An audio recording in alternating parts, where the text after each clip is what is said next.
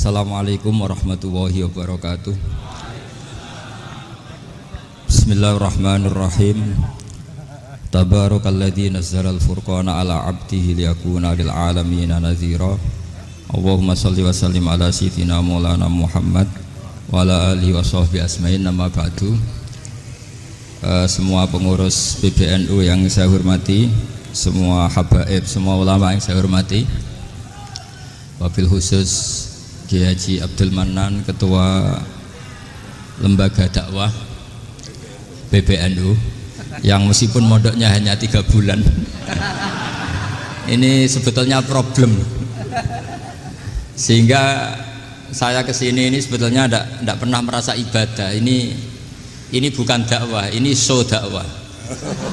Jadi yang namanya dakwah itu ya orang-orang di kampung nggak bisa ngaji, diajarin ngaji. Seperti saya di Jogja, di Rembang. Kalau ini show dakwah.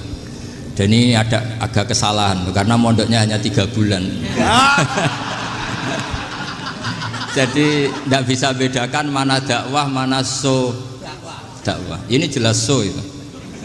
Mungkin yang benar-benar dakwah yang sekarang sedang bikin masjid di pedalaman Kalimantan, pedalaman Sulawesi, atau saudara-saudara kita yang di Korea, saya kemarin di Korea, itu dakwah betul.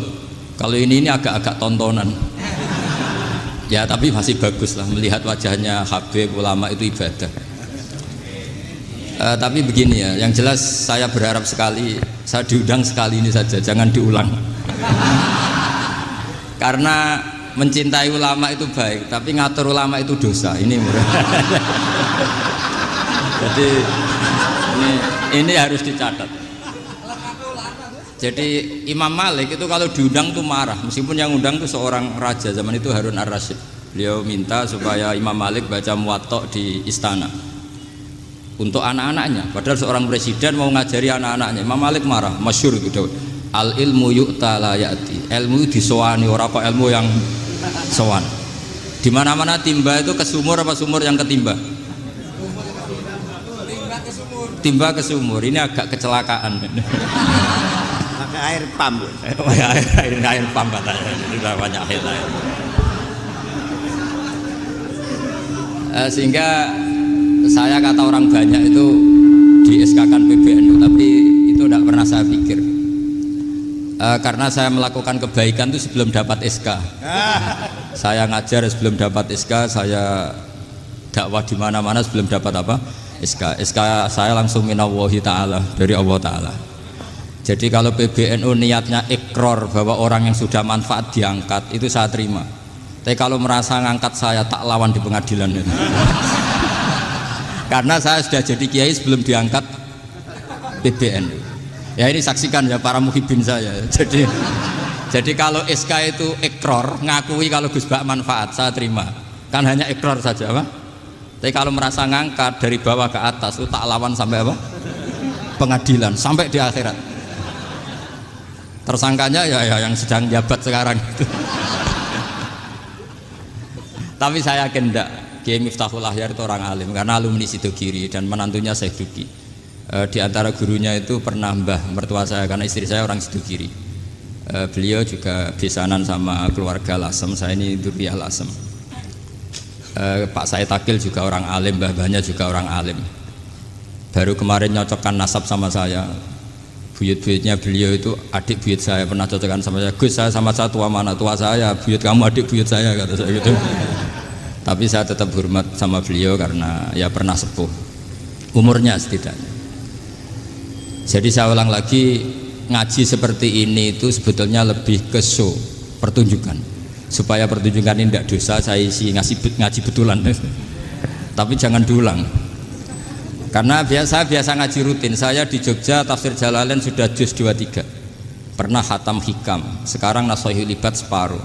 Saya ngaji di Sidogiri Itkon, di Sarang Balaghatul Quran, di Hajen Lubul Usul, tapi sarahnya yang Thariqatul Husul, sarahnya Mbah Sahal Mahfud. Jadi baru di sini ngaji bersaing sama orang yang mondok berapa? 3 bulan. Ini masalah. Masalah. Nggak boleh mondok itu harus buat tulis zaman. Tapi ya tidak apa-apa, mungkin laduni ya. Jadi kalau mondok cepet itu kemungkinannya apa? Lajunya.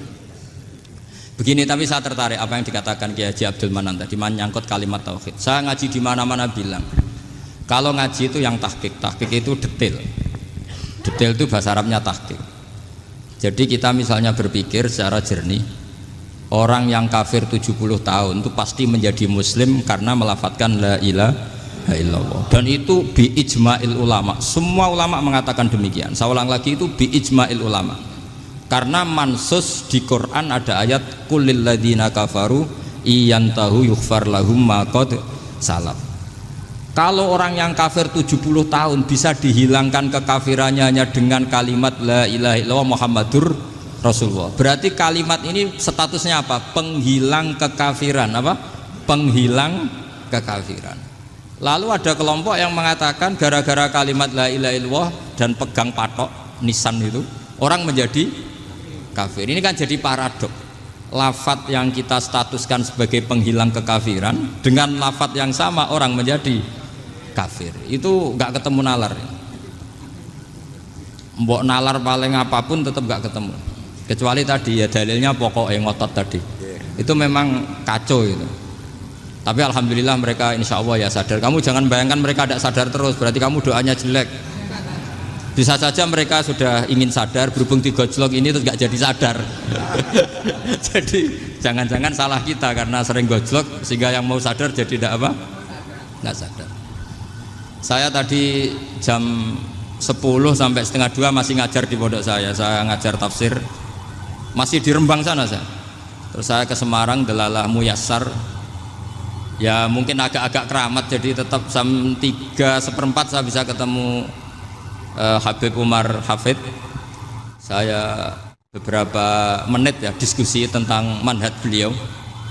Dan kebetulan saya sering belajar kitab beliau sama alumni-alumni Darul Mustafa. Meskipun saya tidak pernah ke sana, tapi saya tahu betul mazhab beliau. Karena al-arwah junudun apa? Mujannada. Begini, saya sering dingendikani Mbah Mun, politik tidak jelas itu bagian dari kejelasan. Ini yang perlu dicatat. Jadi politik tidak jelas itu bagian dari apa? Kejelasan. Misalnya begini, siapa yang mengira Khalid bin Walid yang sangat musuhi Rasulullah, dia panglima orang kafir ketika mengalahkan Rasulullah di perang Uhud, akhirnya Khalid bin Walid masuk apa? Islam. Begitu juga Wahsy, qatilu ahabbin nasi ila Rasulillah, pembunuh Sayyid Hamzah, akhirnya juga masuk Islam. Begitu juga Abu Sufyan, dia pemimpin besar kafir Mekah ketika perang Badar, ketika perang Khandaq, akhirnya juga Islam dan menjadi mertua Rasulullah Shallallahu Alaihi Wasallam. Dari fakta ini kemudian banyak ulama alim yang ngambil sikap itu ya cara Jawa itu anggang-anggang. Anggang-anggang itu gak tegas, tapi gak tegas dari rumusan ilmu yang detail.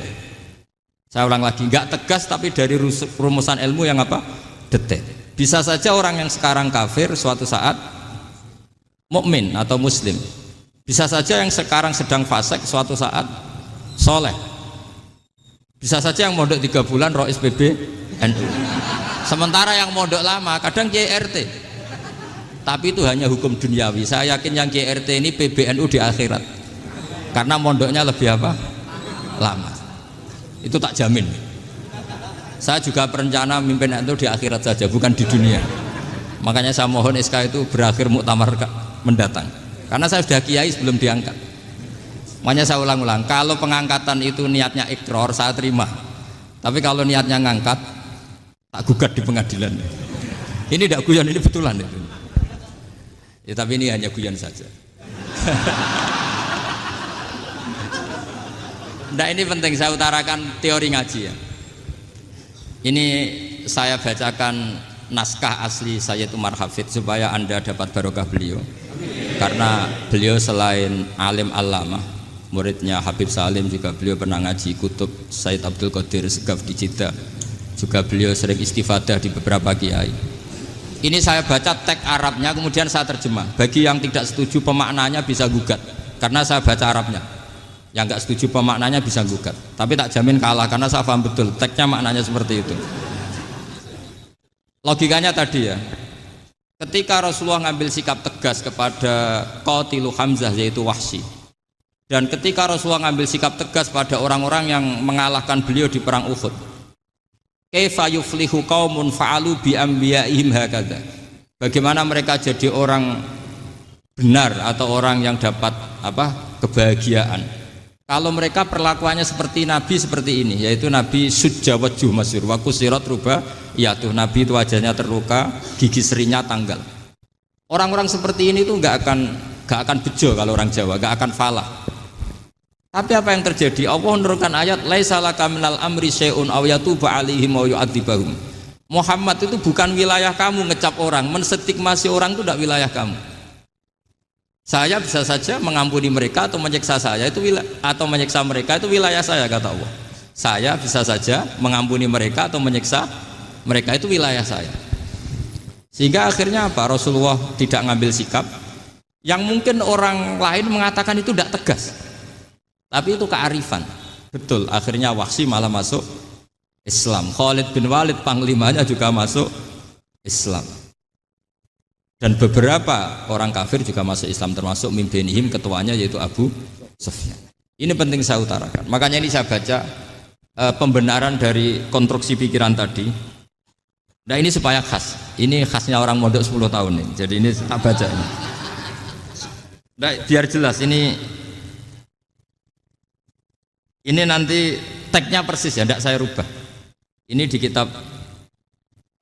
kitabnya Habib Umar Hafid, namanya itu Taujihun Nabi Limardoti Bari.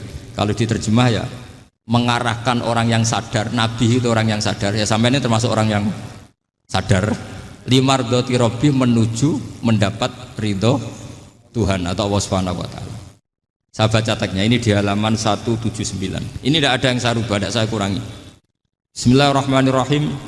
Fala buddha an nuwattina qulubana ala annana khodamatu ahli hadal qaul wa yattali Allah min qulubina annana na'taqidu imkaniyata ayyasfa fi ahadina yaumal qiyamati man huwal ana kafirun yuslimu faya'lu sya'nu indal haqqi fayakunu sababan li kholasika fil qiyamah yumkinu dzalik.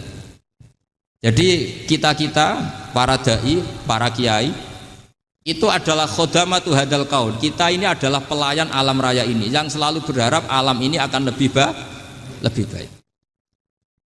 Orang yang sekarang sedang kafir bisa saja nanti yang nyafaati kamu di akhirat, yaitu mereka masuk Islam lalu Islamnya lebih serius, akhirnya punya hak syafaat. Sementara kamu Islam mulai kecil tapi biasa-biasa saja seperti ini, mulai dulu ngaji terus sama Ki Abdul Manan, nggak pernah yang ngisi ngaji, itu artinya nggak ada perkembangan. Makanya saya nggak ingin ngaji lagi karena saya ingin perkembangan Anda nanti tukang mengisi, bukan yang diisi. Kalau saya nanti ngaji lagi di sini artinya Anda kalau tetap mendengarkan itu tidak ada perkembangan. Pantes saja semulang Gus Bahak sampean sing ngaji. Sekali-kali ada perkembangan, saya ngaji sampean yang mulang, itu bagus itu. Meskipun itu perkembangan yang menyesatkan.